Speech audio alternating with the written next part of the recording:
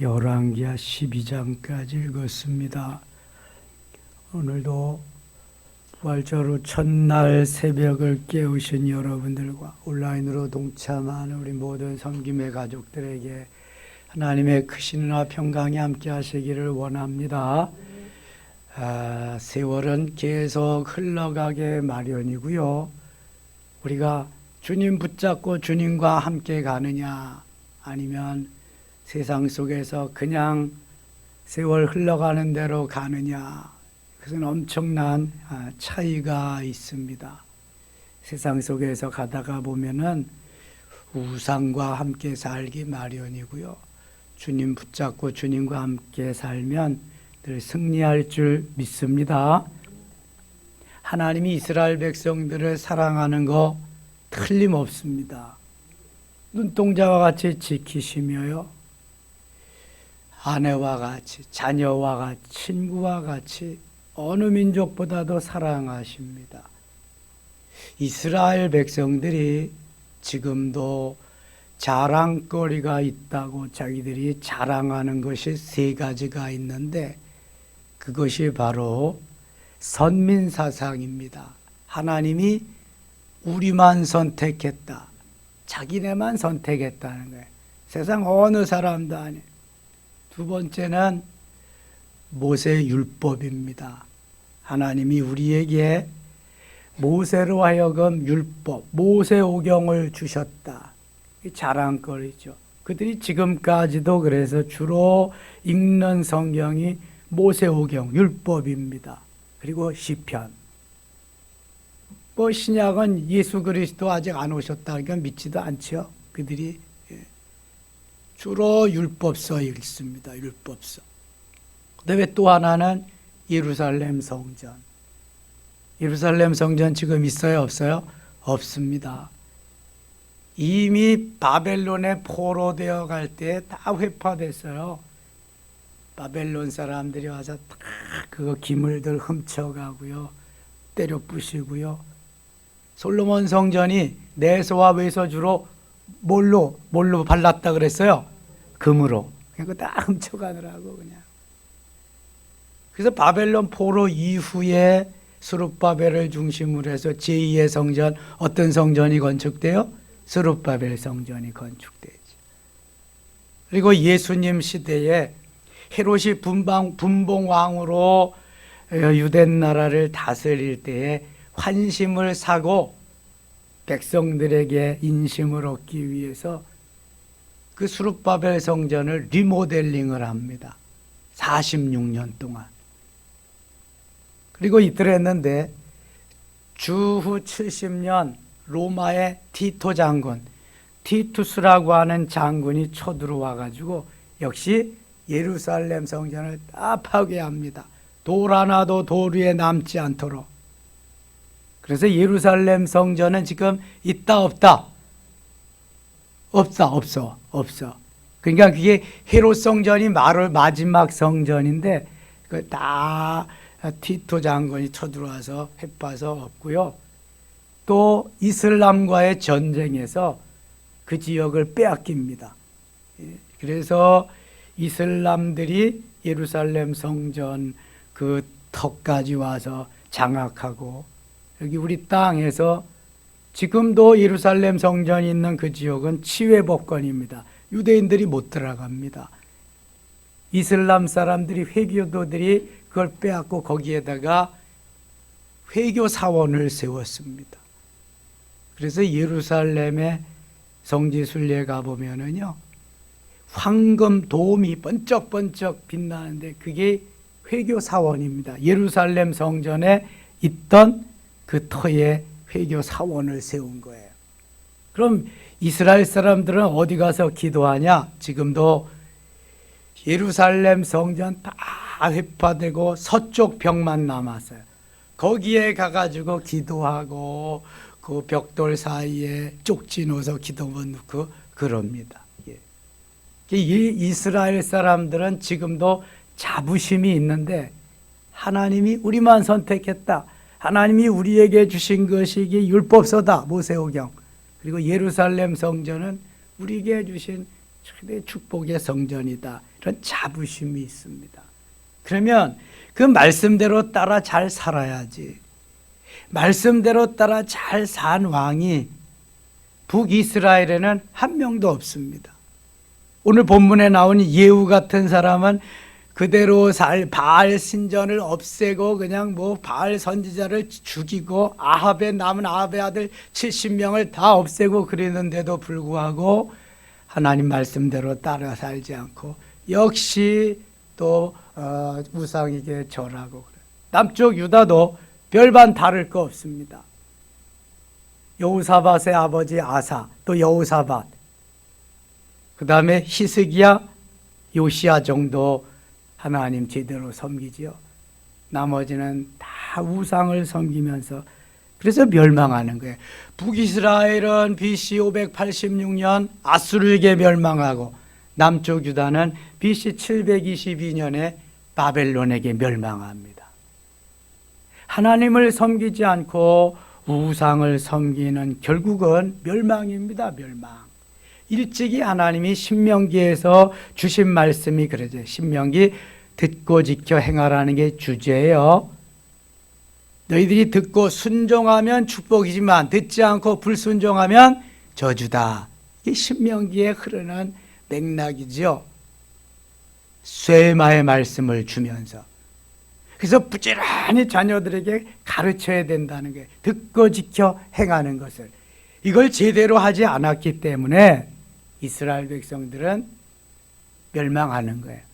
북이스라엘과 남쪽 유다가 나누어져. 누구 때 나누어졌어요? 북이스라엘과 남쪽 유다. 남북이 언제 나누어졌어요? 솔로몬의 아들 시절 르호보암 시절에 나누어졌습니다. 누구의 죄로 인해 나누어졌어요? 솔로몬의 죄 때문에. 솔로몬이 우상단지를 가지고 온 마누라들 덕분에 그거 섬기다가 다 멸망하고 말았어요. 1절 없습니다. 하나님이 1계명, 2계명이 뭐예요? 우상, 나 외에 다른 신을 내게 두지 말라. 1계명 아니에요. 나만 섬기라는 게 어쩌면 욕심쟁이 같고 어쩌면 그럴 수가 없는데 하나님만 섬기라는 게 1계명이에요. 두 번째가 우상을 만들지 말고 섬기지 마라. 그것도 하나님만 섬기라는 거고 똑같잖아요. 왜 1계명, 2계명을 계속 그걸 주셨을까? 나만이 창조주, 나만이 너희와 함께하며 복을 줄 수 있는 유일한 하나님이라는 거예요. 그래서 우리는 하나님이 날마다 내 삶의 우선순위 몇 번이 돼야 돼요? 1번이 돼야 된다고. 1번이 우선순위. 그런데 우리가 신앙생활 하다가 보면 하나님은 내 삶의 우선순위 항상 3번이라 하잖아요. 3번. 첫 번째는 내가 가장 좋아하는 거, 두 번째는 내가 귀하게 여기는 거, 그 다음에 세 번째라 하나님, 예수님 찾는 데잖아요. 이것을 빨리 바꿔서 하나님 중심, 하나님 제일, 하나님밖에는 없어요. 그 다음에 나머지가 후순위로 밀려야 제대로 살아갈 수 있는데, 솔로몬이 처음에는 그렇게 살았잖아요. 그런데 그 우선순위가 바뀌다가 보니까 이제 하락의 길로 가는 거예요. 우리의 삶도 똑같은 거예요. 우선순위가 바뀌면 그때부터는 이제 나락의 늪으로 빠지게 되는 거죠. 뭐 별거 없어요. 하나님 사랑하면 계속 붙잡고 엄청난 은혜를 주시는 거예요. 행복, 섬김의 가족, 신난다로 사는 거예요. 근데 그거 놓치면 그 다음부터는 이제 뭐 나락의 늪으로 빠져 들어가는 거죠. 그래서 어떻게든지 우선순위가 우리 하나님, 우리 주님이어야 할 줄 믿습니다. 그거 떠나면 여러분 죽어요. 죽어. 사는 법 없습니다. 아무리 출세와 성공이 보장되어 있고 부요함이 보장되어 있어도 그것은 행복을 밀어내는 것입니다. 힘들고 어렵고 죽어라 죽어라 하고 손해를 보고 왕따를 당하고 그래도 하나님 제일주의, 하나님 우선주의로 살면 그 사람은 삽니다. 하나님이 반드시 승리케 하고요, 반드시 성공하게 하십니다. 이게 성경의 역사입니다. 사실 오늘 이 성경의 이 열왕기하의 기록을 보면 그냥 죽이고 살고 계속 이런 역사잖아요. 우상단지들을 그냥 섬기면서 좀 없어도 괜찮을 것 같은데, 그러나 이 모든 역사는 누구 말하기 위해서 지금 나온다고요? 네, 예수 그리스도. 이런 가운데에도 하나님은 이스라엘을 사랑하신다, 유다 지파를 사랑하신다. 거기에서 누가 탄생해야 되기 때문에 메시아 예수 그리스도 등불로, 그래서 다윗의 가문이 멸망하지 않고 계속 이어. 북이스라엘은 보세요. 하나님이 없애버리고 다른 왕을 막 세워. 예후도 왕의 아들이 아니잖아요. 없애버리고 예후를 세우는 거야. 우상단지 타파하기 위해서. 이미 열왕기상 19장 16절에 19장 15절, 열왕기상 19장 15절에는 저 아람 나라의 왕을 하사엘로 세워라. 16절에는 이스라엘의 왕을 예후로 세워라. 그리고 내 후계자를 엘리사로 세워라. 하나님이 엘리야에게 말씀하신 거예요. 참 금요일 날 녹음된 동영상 들어보니까 블레셋으로 이삭이 원정 가서 기근을 피해서 가가지고 100배의 수확을 거뒀는데 창세기 12장 24절이라고 그랬더라고. 왜 엉뚱하게 그게 나왔는지 모르겠어. 26장 12절인데 창세기 26장.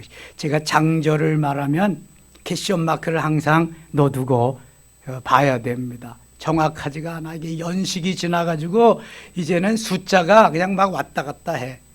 그래서 26장 12절에 저 하나님이 블레셋으로 기근을 피해서 갔는데 한 해에 100배를 얻게 하셨다. 하나님이 엘리야를 통해서 이미 너의 할 사명이 이렇게 남아있는데 왜 죽기를 갈구하느냐, 바보같이. 그래서 그대로 지금 이걸 이루는 것이 오늘 본문에 나와요. 10장 갑니다. 10장. 아합의 아들 70명이 사마리아에 있는지라. 저는 이걸 읽으면서 이해가 안 가는 게 정말 이해가 안 가요.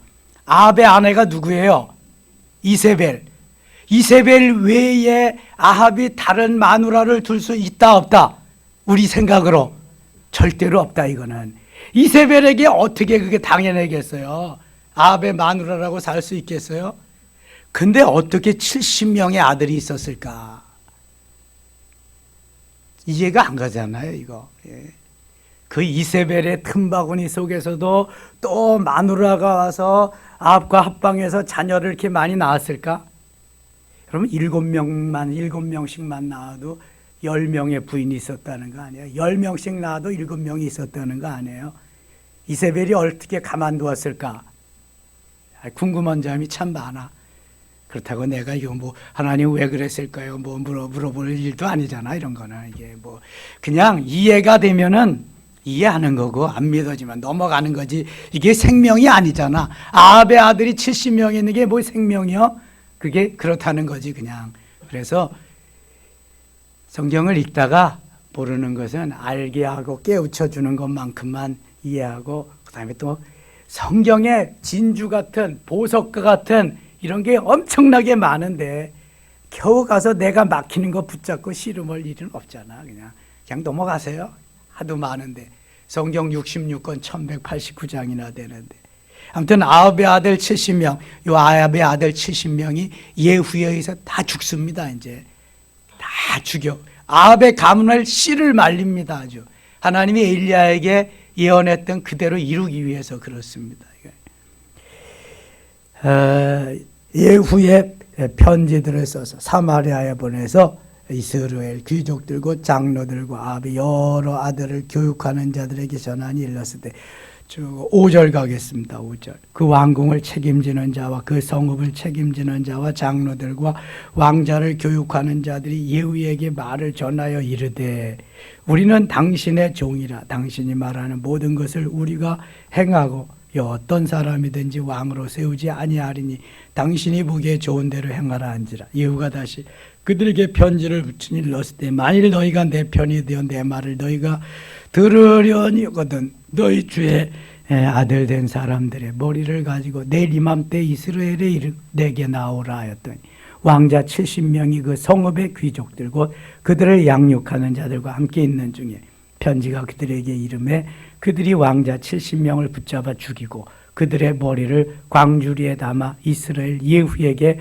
보내니라. 예후에 의해서 예후의 사주를 받은 그 사람들이 다 아합의 아들 70명을 죽여서 아합의 후손이 씨를 말리게 됩니다.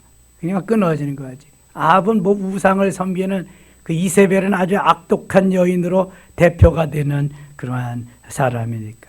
8절 사자가 와서 예후에게 전하여 이르되 그 무리가 왕자들의 머리를 가지고 왔나이다. 이르되 그 무더기로 쌓아 내일 아침 두 무더기로 쌓아 내일 아침까지 문 어귀에 두라 하고 이튿날 아침에 그가 나가서서 뭇백성에게 이르되 너희는 의롭도다. 나는 내 주를 배반하여 죽였거냐. 이 여러 사람을 죽인 자는 누구냐. 그런즉 이제 너희는 알라. 곧 여호와께서 아합의 집에 대하여 하신 말씀은 하나도 땅에 떨어지지 아니하리라. 여호와께서 그의 종 엘리야를 통하여 하신 말씀을 이제 이루셨도다 하니라. 그래서 하나님은 선하게 사는 사람, 말씀대로 따라 사는 사람을 기뻐하십니다. 그의 후손을 복되게 하십니다. 힘들고 어려워도 그래서 말씀을 따라 살아야지 아합과 같이 이세벨과 같이 살면 안 된다는 거죠. 11절 예후가 아합의 집에 속한 이스라엘에 남아있는 자를 다 죽이고 이스라엘은 국명이고 이스라엘은 지명입니다. 지역명. 주로 아합이 이세벨이 좋아하던 나봇의 농장도 있고 그러던 데죠. 그가 예후가 아합의 집에 속한 이스라엘에 남아있는 자를 다 죽이고 또 그의 귀족들과 신뢰받는 자들과 제사장들을 죽이되 그에게 속한 자를 하나도 생존자를 남기지 아니하여 다 죽여 씨를 말려버렸습니다. 12절 예후가 일어서서 사마리아로 가더니 도중에 목자가 양털 깎는 집에 예후가 유다 왕 아하시아의 형제들을 만나 묻되 너희는 누구냐 하니 대답하되 우리는 아하시아의 형제라. 이제 왕자들과 태후의 아들들에게 문안하려 가노라 하는지라. 이르되 사로잡으라 하매 곧 사로잡아 목자가 양털 깎는 집 웅덩이 집에서 죽이니 42명이 하나도 남기지 아니하였더라. 예후가 거기에서 떠나가다가 자기를 맞으러 오는 리갑의 아들 여호나답을 만난지라. 그와 안부를 묻고 그에게 이르되 내 마음이 네 마음을 향하여 진실함과 같이 네 마음도 진실하냐. 여호나답이 대답하되 그러하니이다. 이르되 그러면 나와 손을 잡자. 손을 잡은 예후가 그로 병거에 올리며 이르되 나와 함께 가서 여호와를 위한 나의 열심을 보라 하고 자기 병거에 태우고 17절 같이 읽겠습니다.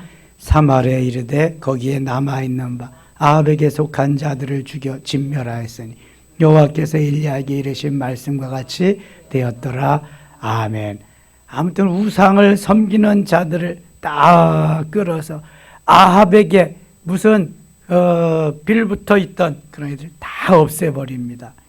이미 엘리야를 통해서 하신 예언을 이루기 위해서라고 말씀하고 있습니다. 예후가 뭇 백성을 모으고 그들에게 이르되 아합은 바알을 조금 섬겼으나 예후는 많이 섬기리라. 이것은 예후가 바알을 섬기는 제사장들을 다 없애기 위해서 계략을 세우는 것입니다. 지금 계략을. 그러므로 내가 이제 큰 제사를 바알에게 드리고자 하노니 바알의 모든 선지자와 모든 섬기는 자와 모든 제사장들을 한 사람도 빠뜨리지 말고 불러 내게로 나오게 하라. 모든 오지 아니하는 자는 살려두지 아니하리라 하니 이는 예후가 바알 섬기는 자를 멸하려 하여 계책을 씀이라. 예후가 바알을 위하는 대회를 거룩히 열라하여 드디어 공포되었더라. 예후가 온 이스라엘의 사람을 두루 보냈더니 바알을 섬기는 모든 사람이 하나도 빠진 자가 없이 다 이르렀고 무리가 바알의 신당에 들어가 바알의 신당 이쪽부터 저쪽까지 가득하였더라. 그냥 바알을 섬기는 제사장 우상단지를 섬기는 제사장들이 가득히 모인 거예요. 23절 갑니다. 23절. 예후가 레갑의 아들 여호나답과 더불어 바알의 신당에 들어가서 바알을 섬기는 자들에게 이르되 너희는 살펴보아 바알을 섬기는 자들만 여기 있게 하고 여호와의 종은 하나도 너희 중에 있지 못하게 하라 하고 무리가 번제와 다른 제사를 드리려고 들어간 때에 예후가 80명을 밖에 두며 이르되 내가 너희 손에 넘겨주는 사람을 한 사람이라도 도망하게 하는 자는 자기의 생명으로 그 사람의 생명을 대신하리라 하니라. 그러니까 바알 선지를 다 두고 하나님을 섬기는 제사장들은 다 밖으로 내보냈어요. 바알 선지는 바알 섬기는 제사장들만 몰살시키기 위한 또 예후의 계책이었습니다. 25절 번제 드리기를 다음에 예후가 호위병과 지휘관들에게 이르되 들어가서 한 사람도 나가지 못하게 하고 죽이라 하며 호위병과 지휘관들이 칼로 그들을 죽여 밖에 던지고 바알의 신당 있는 성으로 가서 바알의 신당에서 목상들을 가져다가 불사르고 바알의 목상을 헐며 바알의 신당을 헐어서 변소를 만들었더니 오늘까지 이르니라. 자, 예후가 좋은 일을 많이 하죠. 그래서 하나님이 예후를 이스라엘의 왕으로 세우라는 거예요. 아합의 가문을 다 멸절시키고 예후가 아주 좋은 일을 많이 합니다. 예후가 이와 같이 이스라엘 중에서 바알을 멸하였으나 이런 말이 들어가면 그 다음에는 언짢은 말이 내용이 나온다는 거예요. 이게 지금 그러나 빠시잖아요. 이스라엘에게 범죄하게 한 느밧의 아들 여로보암의 죄. 여로보암은 어떤 사람이었어요? 이스라엘의 초대 왕이었어요. 솔로몬의 부하였는데 남북이 갈라지면서 북이스라엘의 초대 왕이 됐는데 하나님을 다 버리고 우상단지를 만들어 베델과 단에 제단을 만들어 놓고 우상을 엄청나게 섬기게 한 장본인이 이 여로보암이에요. 그 기류가 그 세력들이 그 기운이 지금까지 계속 내려오는데 예후도 여기에서 벗어나지 못했다는 거예요. 여로보암의 죄고 베델과 단에 있는 금송아지를 섬기는 죄에서는 떠나지 아니하였더라. 자, 이때 예후가 그냥 다 그걸 떨쳐버리고 하나님을 잘 섬겼으면 그 대대로 그냥 잘 그냥 그 하나님을 섬기는 왕들이 나왔을 텐데. 근데 유다의 왕들 보니까 또 그렇지도 않아. 아버지가 하나님을 잘 섬겼는데도 본인은 그 다 때려 부시고 또 우상을 섬기는 아들들이 나오니까. 여러분, 히스기야 왕이 얼마나 하나님 잘 섬겼어요? 근데 그 아들 므낫세는 아주 또 남쪽에서 최악의 왕이네. 악하기로 소문난. 여호사밧이 얼마나 하나님 잘 섬겼어요? 그런데 그 아들 여호람은 또 그냥 그렇지 않잖아. 누구의 딸을 아내로 맞았어? 여호람이 이세벨의 딸. 아이고 참. 그래서 이게 하나님이 하시는 일을 아무도 몰라요. 이게 어떻게 될는지 몰라. 럭비공 같이 그냥 어디로 튈는지도 몰라 이게. 아무튼 예후가 한 일이 참 엄청납니다. 우상을 타파하고 다 이랬는데 자기는 또 우상을 또 섬기는 거예요. 나중에 여기 다시 보세요. 30절 여호와께서 예후에게 이르시되 내가 나보기에 정직한 일을 행하되 잘 행하여 내 마음에 있는 대로 아합 집에 다 행하였은즉 네 자손이 이스라엘 왕위를 이어 4대를 진다리라 하시니라. 4대까지 우상 타파한 덕분에 4대를 보장해 주셔 하나님이. 4대를 지나면 왕위를 뺏겠다는 거예요. 왜냐하면 여로보암의 그 길로 갔으니까. 30절 갑니다. 30절 같이 읽어요. 그러나 30절 31절 그러면서 31절입니다. 시작. 그러나 예후가 전심 이스라엘 하나님 여호와의 율법을 지켜 행하지 아니한 여로보암이 이스라엘에게 범하게 한 그 죄에서 떠나지 아니하였더라. 아멘. 하나님이 그래서 잘한 건 잘한 대로지만 잘못한 건 거기에 대한 또 결산을 하십니다. 하나님의 말씀대로 저 그 아합의 일당들 다 소탕하고 우상을 섬기는 자들 다 멸했지만 본인 자신은 또 여로보암의 길로 그렇게 간 거, 그걸 책임을 물어서 4대까지만 왕위에 있게 하십니다. 이게 하나님 마음대로죠. 뭐 우리 마음대로 할 수가 없는 거죠. 모든 것이. 그래서 하나님과 함께 해야 돼. With Jesus, 주님과 함께 해야 행복한 삶이 되지. 어떠한 경우에라도 나에게 뭐 세상이 다시 하나 생기고 출세 성공이 보장되고 뭐 부요함이 보장되더라도 with Jesus, 주님과 함께함이 아니면 언제라도 아닙니다. 노 땡큐 할 수 있어야 돼. 그래야지 행복하지. 그렇지 않으면 지금은 행복한 것 같이 보여도 행복하지 않습니다. 정말입니다. 그래서 항상 주님과 함께 해야 돼. 내 기분 감정이 문제가 아니라 주님과 함께 해야 돼. 주님과 함께. 하나님이 보고 계시니까. 11장 갑니다. 아하시아의 어머니 아달랴가, 이 아달랴라는 여인을 주목해야 돼. 이세벨이 북이스라엘에서 최악의 왕후라고 한다면 이 아달랴는 남쪽 유다의 아주 그냥 악한 그런 여인이었어요. 아하시아의 어머니, 그러니까 왕의 어머니잖아요. 그의 아들이 죽은 것을 보고 일어나 왕의 자손을 모두 멸절하였다. 아니 그럼 다 자기의 자손들인데, 이게 다 자기의 후손들인데, 요람왕의 딸 아하시아의 누이 여호세바가 여호시아의 아들 요아스를 왕자들이 죽임을 당하는 중에서 빼내어 그와 그의 유모를 침실에 숨겨 아달랴를 피하여 죽임을 당하지 아니하게 한지라. 그 후손 중에서 이 요아스만 빼내가지고 아하시아의 누이, 그래서 숨겨놓는 거예요. 이 아달랴가 얼마나 악독한 여인이냐면 자기가 왕을 해먹기 위해서 자기의 자손들을 다 없애버립니다. 그런데 여기 요아스는 침실에 갔다가 몰래 숨겨둔 거예요. 한 명만.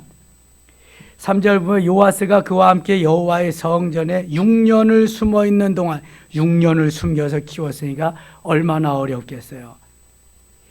아달랴가 나라를 다스렸더라. 자, 하나님께서 다윗의 왕위를 없애지 아니하고 계속 유지시키기 위해서 이런 일도 하십니다.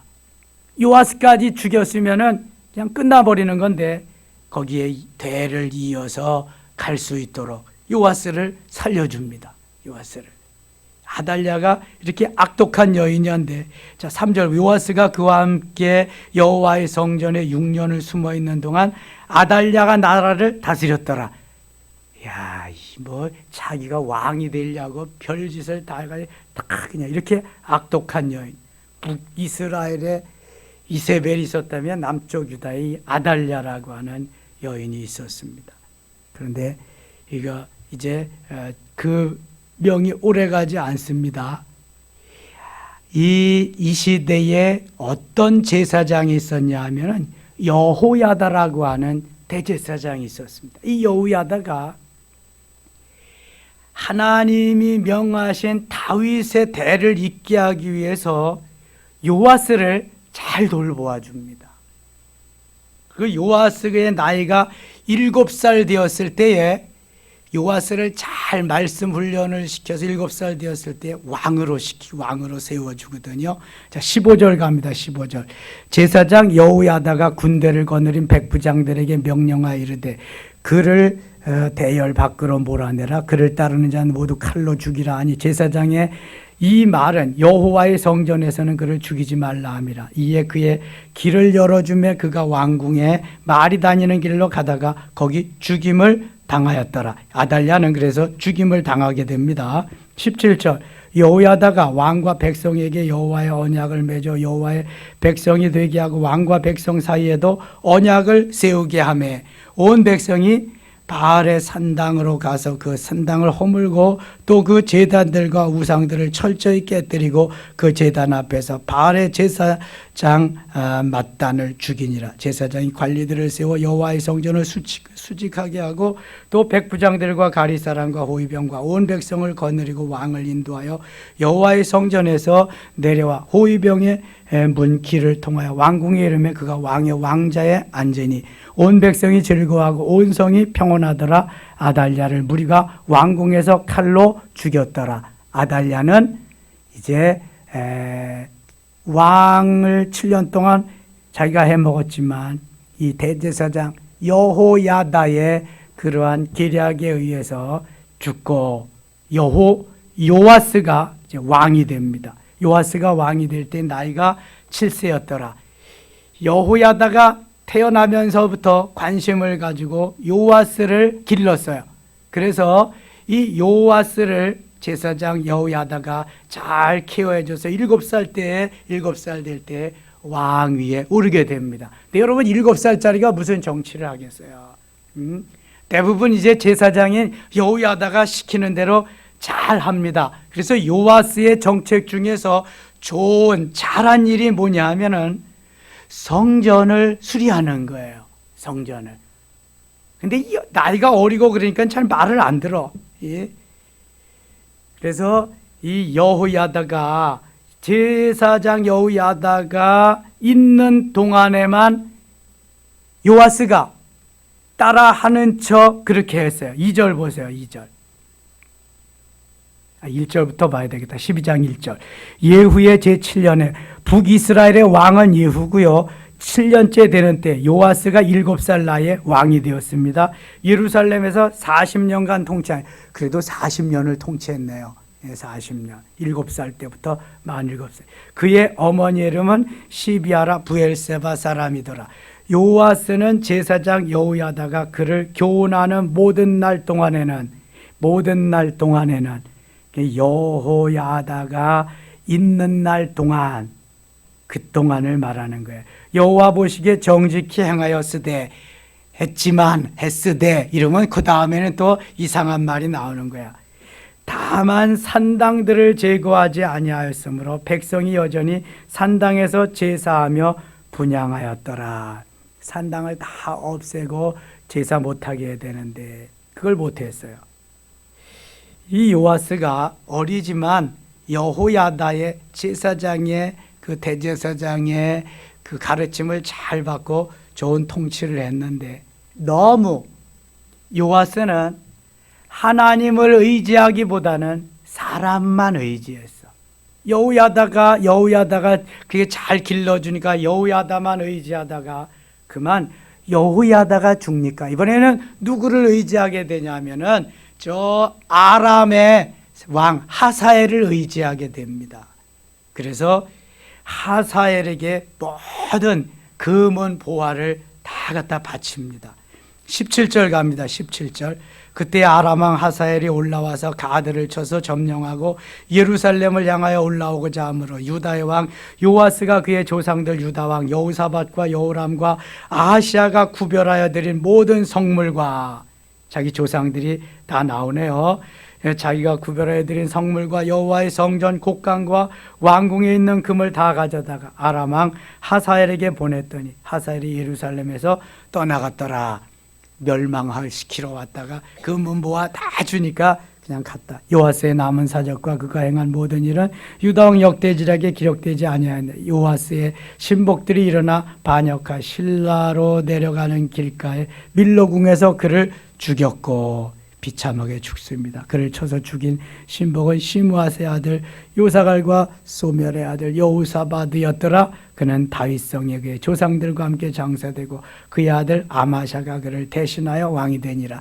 근근히 아주 그냥 몰락하려고 해도 하나님이 몰락하지 않게 근근히 이 다윗 가문을 이어가게 하십니다. 참, 그래서 하나님이 하시는 일을요 아무도 막지 못해요. 하나님은 끝까지 한번 너 하면 너거든요.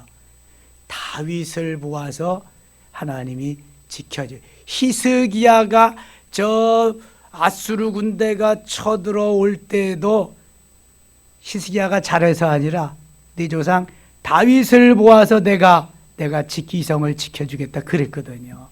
다윗이 얼마나 엄청난 분임을 알게 돼요. 그래서 다윗의 대를 이렇게 계속 있게 하고 메시아를 보내시기 위함이죠. 자, 오늘도 어떤 일이 있어도 우리는 부활의 주님을 떠나지 말아야 할 줄 믿습니다. with Jesus. 부활의 주님과 함께 계속해서 승리하시기 바랍니다. 엄청난 베드로도 부활의 주님을 만나고도 어디로 가요? 갈릴리 바다 가잖아. 고기 잡으러 가잖아.